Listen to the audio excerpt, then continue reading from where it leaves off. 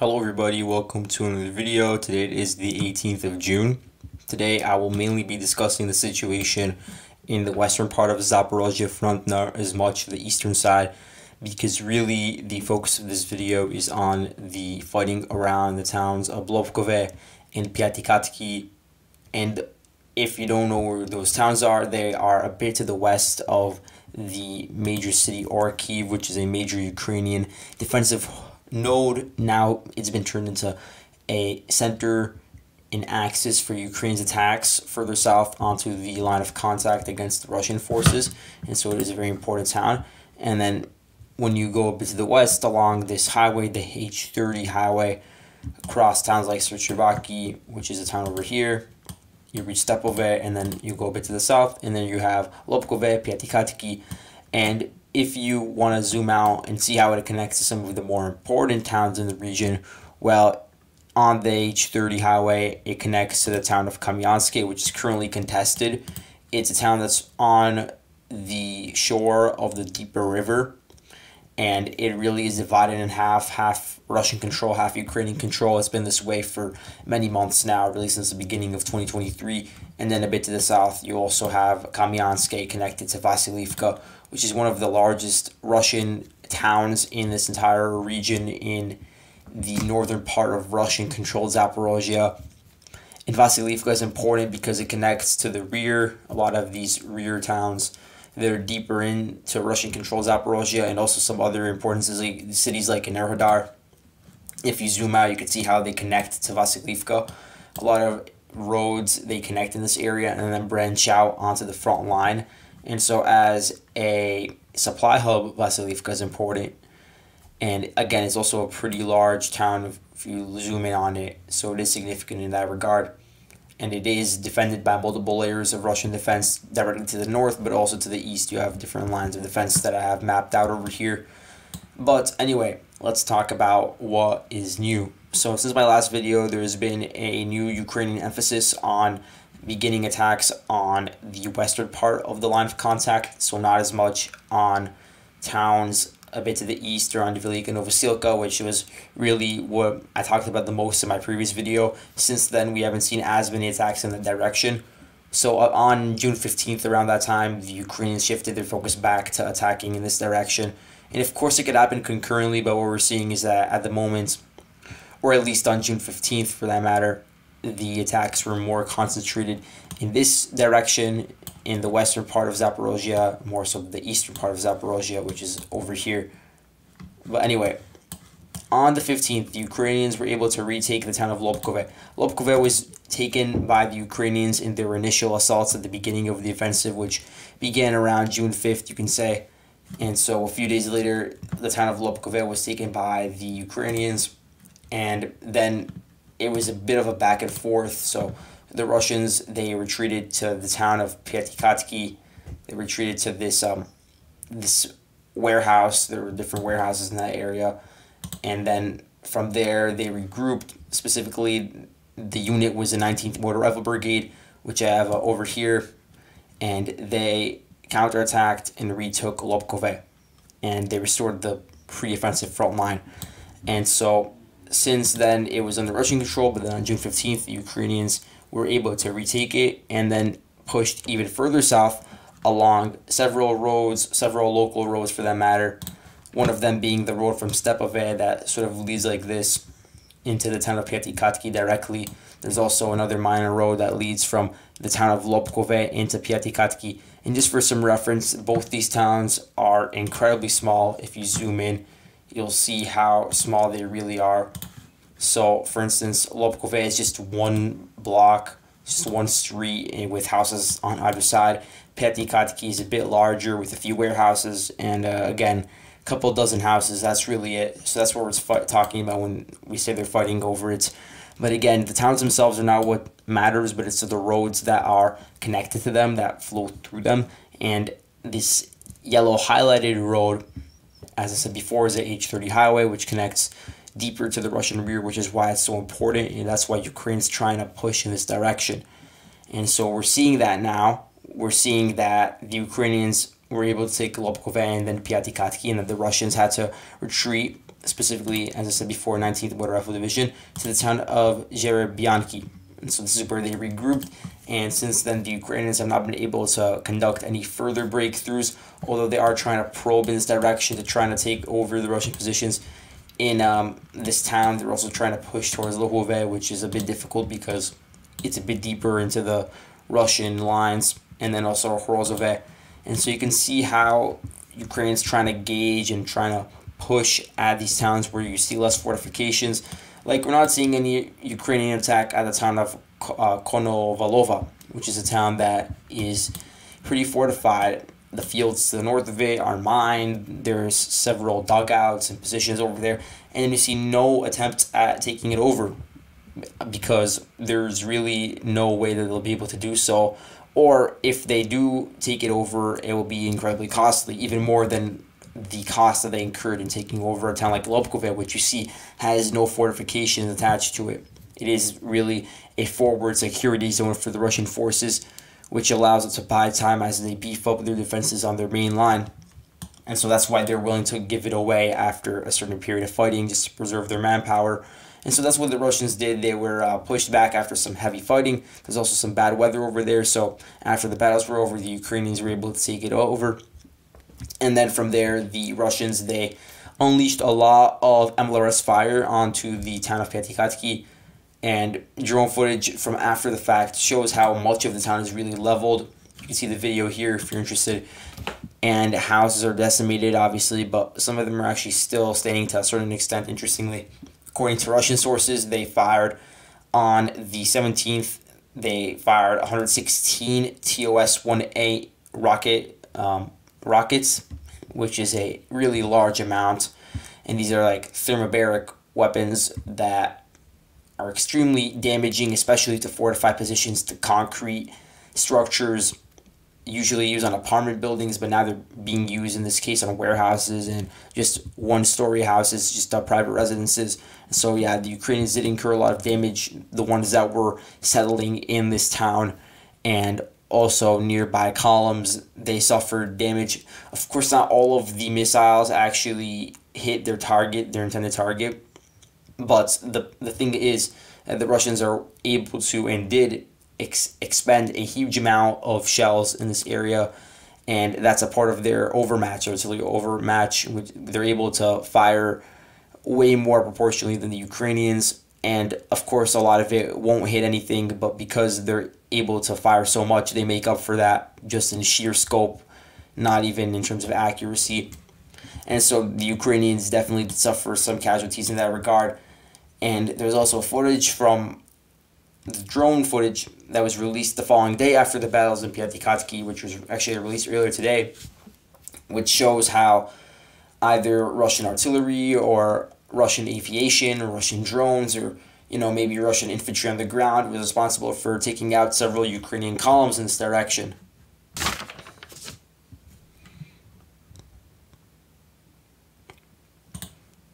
So the footage shows that the Ukrainians, they had to abandon at least 9 vehicles during their assaults in this direction. So, it was, of course, a mechanized assault, as we know that Ukraine favors in this offensive. They've been doing it since the beginning, and they have been continuing to do so. And so in their mechanized assaults, they, of course, utilized the old Soviet weaponry, but also utilized some of the NATO equipment. So they're forced to abandon 3 T-72s, 1 BMP-1, and then 1 variant of the BMP-1, which is a Soviet-era BRM-1K combat reconnaissance vehicle. And then also 2 armored vehicles were abandoned by the Ukrainians, but we don't really know which armored vehicles they were. It's just hard to see from the drone footage from above, but all of that's linked over here. You can see it in the video with the drone footage. You can see all the destroyed different vehicles, and so that's a consequence of the Ukrainians not having proper supports in these assaults. So even though they were successful and they were able to take over their objective in the local area, they did suffer losses as a result of their lack of counter battery fire, their lack of fire support for advancing columns. And so the Russians, they were able to afford to go back and then fire their MLRSs, and also they utilized attack helicopters in this area, interestingly, So there's videos that have been popping up recently of the Ka-52s. So these are Russian attack helicopters. They're pretty close to the front line now in the airspace above Zaporozhye. There's about 3 videos showing how they were scoping in on different vehicles that were just on their own in motion adjacent to like a bush field, which shows that they're in the open fields trying to traverse them, getting from town to town. So while they're alone, isolated in these areas, first you see an artillery barrage in these videos, and then after that, if the vehicle is still moving around and has been able to evade the fire, then they'll be locked in by this attack helicopter, and then they'll experience some pretty heavy fire. So there's one video showing that a Turkish BMC Kirpi MRAP vehicle was hit. I don't know the status of that vehicle, if it was totally destroyed, but from the video, it looked like it was definitely hit by the attack helicopter, and so that's just one example. And so this is again an issue of cover, but according to the Ukrainian sources, they were able to down 2 Ka-52 attack helicopters last night. I didn't see any footage to back it up. They also said that they downed a Lancet drone and 3 Shahed 136 drones. We haven't been hearing a lot about them recently, but according to the Russians, or the Ukrainians, sorry, they've been able to shoot some of them down above their airspace, but no evidence of that. Either way, a thing that I will note about this direction, which is very interesting, is the fact that, again, Ukraine is attacking a valley, and it's very difficult when you're advancing on a valley when your opponents are situated on a hill with higher elevation, maybe 50, 75 meters above your positions, and then they just constantly fire, ATGMs in your direction or small arms fire. And they also have vehicles obviously firing on yours and your positions on a certain fortified town. So it's very, very difficult for the Ukrainians, and it's not the first time this has happened. It also happened to the east in Ramivka, Velika Novosilka salient, where the Ukrainians were attacking areas that were on lower elevation, like, Neskuchny. And you do see that now they've taken it over, but the Russians, they do still have positions on higher elevation fields.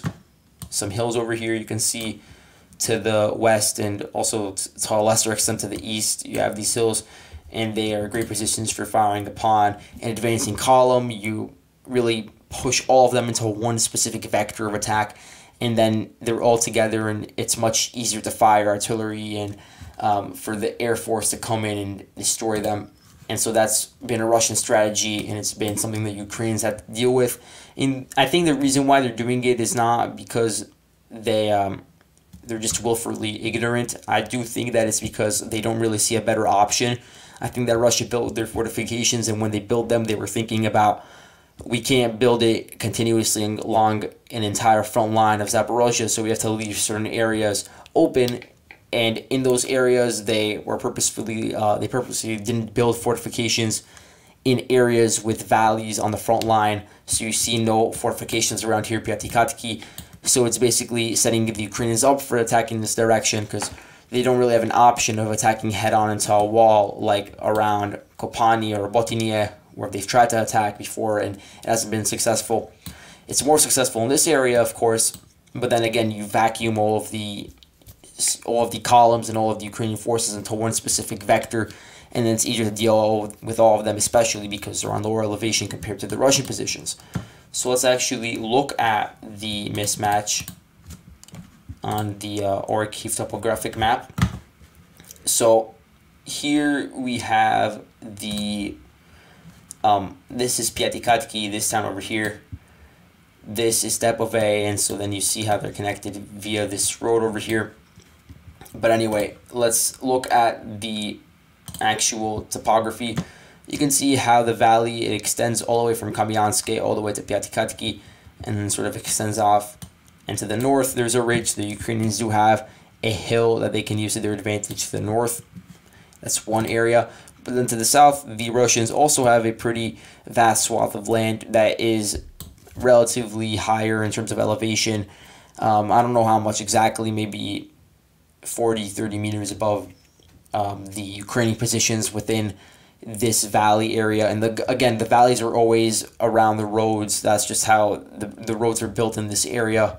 And then around them you have the hills. And so the Russians, they do have the hills overlooking the roads that Ukraine's trying to take over. And so that's very difficult for Ukrainian comms that are going to be relying on these roads, obviously, if they want to try to probe even deeper into the Russian lines. And so you can see how a lot of the time they get captured by Russian fire, and they are damaged a lot of the time, as we've been seeing in videos recently, and even from that drone footage that I talked about earlier. But what's the wider Ukrainian strategy? If you're wondering, let's go back to the map and see. So, I believe personally that what Ukraine's trying to do over here is advance from Pyatykhatky along the H30 highway onto Zeribanki, take it over, Luhove, take it over. They've been attacking this direction already. They want to take over Hrozhove, another town in the area. And then from there, I do believe that they want to advance deeper and deeper into the Russian line, trying to reach this key road junction over here. This is the H30 road junction where it splits off. In one direction, it goes more to the north and towards a town like Kamyanske. You could see the yellow highlight. And then to the east, it goes a bit further to the south, actually reaching Tokmak. And then from Tokmak, which is another Russian supply hub that's heavily fortified, it sort of disperses into the rest of the Zaporozhye and South Donetsk front. But generally, this junction is very important because it connects different parts of the front line with one another, and this allows them to be in much closer proximity if you want to transfer troops around, if you want to, send backup, send resupply. It's very good to have this junction on your side. And so the Ukrainians, they are aiming to cut it off, I believe, by advancing along the H30 road in that direction. And it's not that far away. I don't want to give a number because I don't have it, but it's not that far away necessarily. They do still have to advance through several lines of defense, most notably the one from Vasilivka to Shiroke. That's a very large area just filled with ditches and trenches that has to be overrun. But I do generally think that Ukraine's direction, it looks like they're trying to push towards that area, or at the very least they want to cut off Kamyanske, which is a Russian forward position. And so the Russians probably do have some positions within this town right now. And so if the Ukrainians could continue advancing along the H30 highway, they could cut them off, or at least force them to retreat a bit further to the south towards Vasilivka. Or maybe they even want to be more ambitious and try to encircle Vasilivka in its entirety, which would be very difficult because they have to overrun the aforementioned defenses that I have in black. But either way, if they were able to somehow pull it off, then they would be able to isolate a large chunk of the Russian garrison in the western part of Zaporozhye, because a lot of them are stationed around Vasilivka, and then they get transferred, to a more specific part of the front line for a certain combat mission. But a lot of them are within this area. It is the largest town by far in this entire sector. And so Ukraine definitely has eyes on it. And this shows how they are really advancing adjacent to the Dnieper River. So they haven't been trying to make these gains, they haven't been successful in these gains a bit deeper inland around the heart of Zaporozhye, around Orikhiv. So they're trying to shift away towards an area where they see as less fortified, an area where they think they can create an encirclement and still have their own flanks covered, the Ukrainians, because in a lot of these areas, the Ukrainians are able to push deep in, but then their flanks are not as secured. For example, if we go to the Velika Novosilka salient that we've been talking about for a lot of time, the Ukrainians, they have been able to take over several towns adjacent to the, I don't know what's it called, Molki Yali River, whatever it's called. And at the same time, they've also been able to advance in some of the open fields just to the east of this entire valley. And so you can see the advance over here. It's highlighted in blue. And so the Ukrainians have been able to take over some key open fields. They have not been able to take over any new towns due to this success. They have been trying to push towards Orozhanye and towards Novodonetsk, but nothing has manifested so far. But what this means is that they have been able to take over these fields, which do have somewhat higher elevation areas, so it's good for them in that regard. But I do believe that there were a lot of minefields placed by the Russians in this area specifically, and the Ukrainians really just ran into it, and they didn't have the proper intelligence reconnaissance or target acquisition data, and so they went in with their vehicles, and a lot of them suffered, undeniably, a lot of them suffered destruction due to these mines, and their mine clearers weren't enough to really demine everything in these fields. And so, yeah, certainly there's a cost for even taking a single patch of land, even if it's not contested or even if it's not a town itself. And that's just a part of dealing with an offensive and how you distribute your forces and where you attack specifically. That's all a part of it. And so that's all I have for you guys today. Thank you guys for watching, and I'll see you guys later. Bye.